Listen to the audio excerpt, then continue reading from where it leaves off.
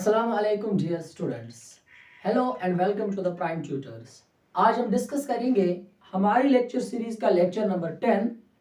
अभी तक हमने जो है 9 लेक्चर्स डिस्कस किए हैं जिसमें हमने बहुत सारे टॉपिक्स के रिलेटेड पढ़ा है। ठीक है, तो आज हम चूंकि पढ़ रहे हैं स्फेरिकल मिरर्स पिछले कुछ लेक्चर्स से, तो आज हम स्टार्ट करेंगे rules for finding image forward bye spherical mirrors. Image जो स्फेरिकल मिरर्स में बनती है वो कुछ रूल्स फॉलो करते हैं। उन रूल्स को अप्लाई करके हम बता सकते हैं कि इमेज किस पोजीशन पे बन सकती है। ठीक है, तो आज का जो हमारा मोटिव रहेगा दैट विल बी, हम आज सीखेंगे रूल्स। हम आज सीखेंगे रूल्स किसके लिए?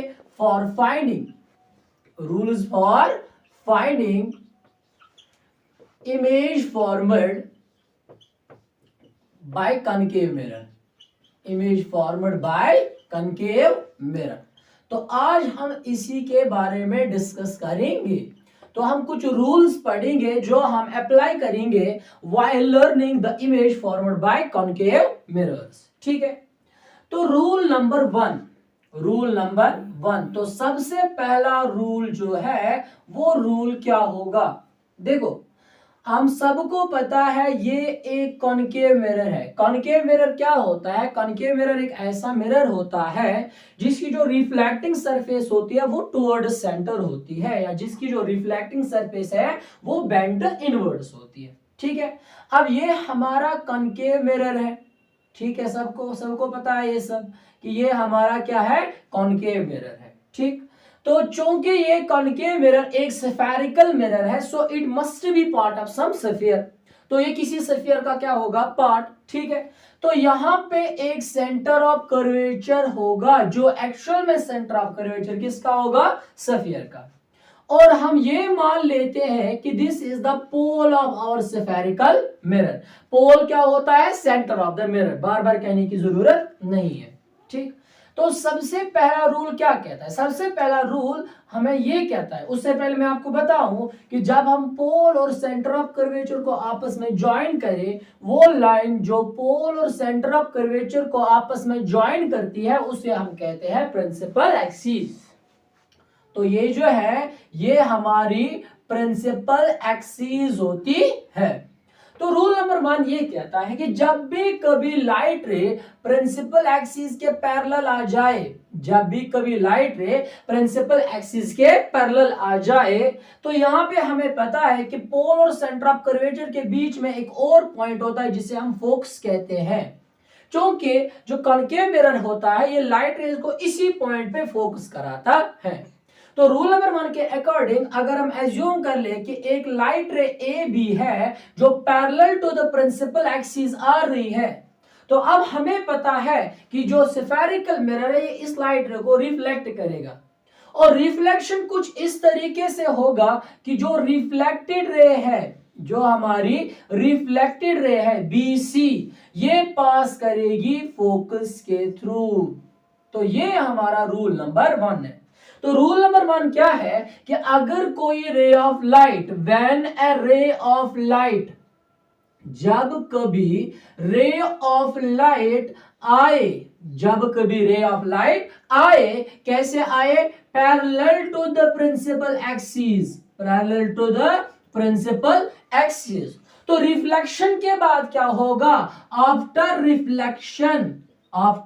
Reflection from the spherical mirror, जो हमारी इंसिडेंट रे है वो पास होगी किसके थ्रू? फोकस के थ्रू। ने कहा रूल नंबर 1 ये कहता है कि जब भी कभी एक लाइट रे आएगी which is parallel to the principal axis, after reflection वो जो लाइट रे है वो फोकस के थ्रू पास होगी। तो आई होप आपको रूल नंबर 1 क्लियर हुआ होगा। फिर से मैं एक बार रिपीट कर लूं कि कभी भी एक इंसिडेंट रे पैरेलल आए प्रिंसिपल एक्सिस के, तो वो हमेशा पास होती है किसके थ्रू? वो हमेशा पास होती है फोकस के थ्रू। तो ये हमारा रूल नंबर 1 था। अब सुनो रूल नंबर 2 क्या है? रूल नंबर 2, अभी हम रूल्स से पढ़ रहे हैं। हम ये रूल्स पढ़ रहे हैं क्योंकि हमें फाइंड करनी है इमेज जो कॉनकेव मिरर में बनेगी। ठीक है ना, तो हम देखेंगे वो वाली इमेज किस किस पोजीशन पे बन सकती है। तो हम फिर से एक स्फेरिकल मिरर लेंगे which here in our case is concave. तो हमें पता है कि ये जो है ये एक स्फेरिकल मिरर है, इसकी reflecting surface toward the centre है, इसकी रिफ्लेक्टिंग सरफेस बेंट इनवर्ड्स है, और हम ड्रा कर लेते हैं एक प्रिंसिपल एक्सिस। अब बार बार कहने की जरूरत नहीं है कि प्रिंसिपल एक्सिस क्या होती है।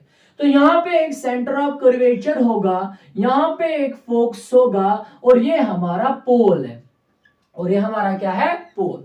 तो रूल नंबर 2 कहता है कभी भी इंसिडेंट रे फोकस से पास हो जाए, कभी भी इंसिडेंट रे फोकस से पास हो जाए तो ऑब्वियस सी बात है ये मिरर उसको रिफ्लेक्ट करेगा। तो जो रिफ्लेक्टेड रे है वो बनेगी parallel to the principal axis. अगर आप जान दोगे ये वाला रूल और ये वाला रूल आपस में क्या है, अपोजिट है एक दूसरे का। क्यों? क्योंकि इसमें क्या होगा कि एक लाइट रे आई parallel to the principal axis और वो पास कहां से हो गई, फोकस से, और इसमें लाइट रे आई फोकस से और वो रिफ्लेक्शन के बाद कैसे चली गई, it becomes parallel to the principal axis. तो रूल नंबर 2 कहता है if a ray of light, if incident ray, अगर इंसिडेंट रे पास हो जाए, if incident ray passes through focus, अगर कभी इंसिडेंट रे फोकस के थ्रू पास हो जाए तो रिफ्लेक्शन के बाद क्या होगा, आफ्टर रिफ्लेक्शन जो रिफ्लेक्टेड लाइट है, द रिफ्लेक्टेड रे, जो रिफ्लेक्टेड लाइट रे जो है वो बनेगी parallel to the principal axis, will become parallel to principal axis. तो ये हमारा रूल नंबर 2 होता है। आई होप कि आपको ये रूल भी समझ में आया होगा। देखो बच्चा, रूल नंबर 1 है कि कभी भी प्रिंसिपल एक्सिस के पैरेलल आए इंसिडेंट रे तो फोकस के थ्रू पास करेगी। रूल नंबर 2 है अगर फोकस के थ्रू आए इंसिडेंट रे तो वो बनेगी parallel to the principal axis after reflection. ठीक है, तो आई होप आपको ये 2 रूल्स क्लियर हुए होंगे। अब हम पढ़ेंगे बच्चा रूल नंबर 3। रूल नंबर 3, क्योंकि हम क्या पढ़ रहे हैं, rules for finding image formed by concave mirrors. अब देखो बच्चा, यहाँ पे रूल नंबर 3 क्या कहता है। रूल नंबर 3 बहुत ही आसान है, क्योंकि इसमें सारे रूल्स ही आसान है। ठीक है, तो देखो रूल नंबर 3 क्या है। रूल नंबर 3 है अगर फिर से हमारे पास एक कॉनकेव मिरर है, जो कि हम पढ़ किसके रिलेटेड रहे हैं, कॉनकेव मिरर के रिलेटेड पढ़ रहे हैं, तो यहाँ पे हर कोई जो मिरर जिसकी मैं बात करूंगा वो कॉनकेव ही होगा। ठीक है, तो ये हम एज्यूम कर लेते हैं ये एक प्रिंसिपल एक्सिस है, तो ये हमारा क्या है, पोल है, ये हमारा क्या है, फोकस है, और ये हमारा क्या है, सेंटर ऑफ कर्वेचर। बच्चा समझना अच्छे से, रूल नंबर 3 क्या कहता है। रूल नंबर 3 कहता है कि कभी भी लाइट रे आए और सेंटर ऑफ कर्वेचर से पास करे, कभी भी लाइट रे आए और सेंटर ऑफ कर्वेचर से पास करे। बच्चा तो समझो, इंसिडेंट रे लाइट आ रही है, इंसिडेंट रे ऑफ लाइट आ रही है और सेंटर ऑफ कर्वेचर से पास कर रही है, तो रूल कहता है कि आफ्टर रिफ्लेक्शन जो रिफ्लेक्टेड लाइट है वो रिट्रेस करेगी अपनी पाथ, मतलब इसी लाइन के थ्रू वो पास हो जाएगी, जहां से आई वहीं से वापस जाएगी। मैंने क्या कहा, मैंने कहा रूल नंबर 3 कहता है कि अगर ray of light centre of curvature से पास होके मिरर पे पड़े तो क्या होगा, तो होगा ये कि जो रिफ्लेक्टेड लाइट रे है, जो मिरर इस लाइट रे को क्या करेगा, रिफ्लेक्ट करेगा, और जो रिफ्लेक्टेड लाइट रे होगी वो इसी डायरेक्शन में वापस जाएगी। जो रिफ्लेक्टेड लाइट रे होगी वो अपना पाथ रिट्रेस करेगी। बच्चा क्यों, क्योंकि मैंने बताया है अगर आपको कभी स्फेरिकल मिरर पे नॉर्मल ड्रा करना है तो हम क्या कहते हैं, हम उस लाइन को पास करवाते हैं सेंटर ऑफ कर्वेचर के थ्रू, और हमें पता है कि जब भी कभी कोई लाइन सेंटर ऑफ कर्वेचर के थ्रू पास हो जाए और किसी स्फेरिकल मिरर पे पड़ जाए तो ये वाली लाइट रे बनती है normal to the spherical mirror. अब देखो बच्चा, अगर हमें पता है इंसिडेंट रे है, ठीक है, तो अगर हम यहां से नॉर्मल ड्रा करेंगे तो नॉर्मल भी इसी डायरेक्शन में होगा। तो अगर मैं आपसे पूछूं एंगल ऑफ इंसिडेंस क्या होगा तो आपको ये सर एंगल ऑफ इंसिडेंस 0 होगा, क्योंकि हमने लॉज ऑफ रिफ्लेक्शन पढ़ के रखे हैं, जितना एंगल ऑफ इंसिडेंस होगा उतना ही एंगल ऑफ रिफ्लेक्शन भी होगा। तो यहाँ पे एंगल ऑफ रिफ्लेक्शन भी क्या होगा, 0 डिग्री होगा, जिसका मतलब जिस डायरेक्शन से लाइट रे आ रही है उसी डायरेक्शन में लाइट लाइट रे वापस जाएगी आफ्टर रिफ्लेक्शन। ठीक है, तो मैंने रूल नंबर 3 अच्छे से समझाया आपको, फिर से समझो। रूल नंबर 3 कहता है कि कभी लाइट रे आए, सेंटर ऑफ कर्वेचर से पास हो जाए, तो वो लाइट रे वहीं से वापस आती है, वो लाइट रे रिट्रेस करती है अपना पाथ। क्यों? क्योंकि कोई भी लाइन जो सेंटर ऑफ कर्वेचर से पास होती है और पड़ती है किसी भी स्फेरिकल मिरर पे, it becomes normal to the principal axis. ठीक है, तो हमने क्या देखा, यहाँ पे एंगल ऑफ इंसिडेंस कितना बन रहा है, 0। तो हमने पढ़ के रखे लॉज ऑफ रिफ्लेक्शन, तो एंगल ऑफ रिफ्रैक्शन भी कितना होगा, सॉरी रिफ्लेक्शन भी कितना होगा, 0 होगा। क्योंकि हमने देखा है कि लॉज ऑफ रिफ्लेक्शन दोनों के लिए एप्लीकेबल होते हैं, प्लान मिरर्स के लिए भी और स्फेरिकल मिरर्स के लिए भी एप्लीकेबल होते हैं। तो अगर मैं लिखूं बच्चा कि रूल नंबर 3 क्या कहता है, रूल नंबर 3 कहता है कि लाइट रे आए और सेंटर ऑफ कर्वेचर से क्या करे, पास करे, तो वहीं से वो अपनी पाथ जो है वो रिट्रेस करे। क्या कहा, अगर कभी लाइट रे सेंटर ऑफ कर्वेचर से पास करे, आफ्टर रिफ्लेक्शन जो लाइट रे वो अपना पाथ रिट्रेस करेगी।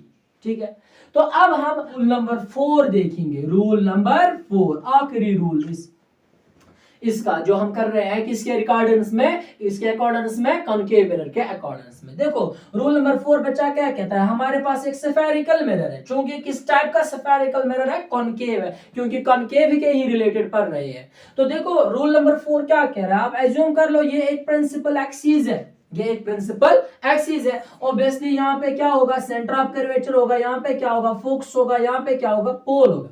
तो रूल नंबर कहता है, रूल नंबर 4 कहता है कि आप अगर मान लो कि किसी ऑब्जेक्ट से एक लाइट रे आती है और वो फॉर्म करता है एंगल। अब देखो मैं ये कह रहा हूं कि किसी ऑब्जेक्ट से लाइट रे आ रही है और वो स्ट्राइक कहां पे कर रही है, at the pole of the mirror, at the pole of the mirror. ठीक है ना, तो यहाँ पे कुछ एंगल फॉर्म होगा, यहाँ पे कुछ एंगल फॉर्म होगा which will be called as angle of incidence. तो बच्चा रूल कहता है कि मिरर दूसरे एक डायरेक्शन में रिफ्लेक्ट करेगा विद द सेम एंगल। तो यहाँ पे जितना एंगल होगा यहाँ पे ही उतना एंगल होगा। देखो बच्चा, इसको आप ऐसे भी समझो रूल नंबर 4 को, अगर ये एक स्फेरिकल मिरर है और ये क्या है, प्रिंसिपल एक्सिस है। ठीक है, तो यहाँ पे अगर एक लाइट रे आ रही है और पड़ रही है कहां पे, पोल पे, तो यहाँ पे क्या होगा, स्फेरिकल मिरर इस लाइट रे को रिफ्लेक्ट करेगा। तो जब रिफ्लेक्ट करेगा तो यहाँ पे जो एंगल फॉर्म हुआ होगा उसी मेजर का एंगल यहाँ पे भी फॉर्म होगा।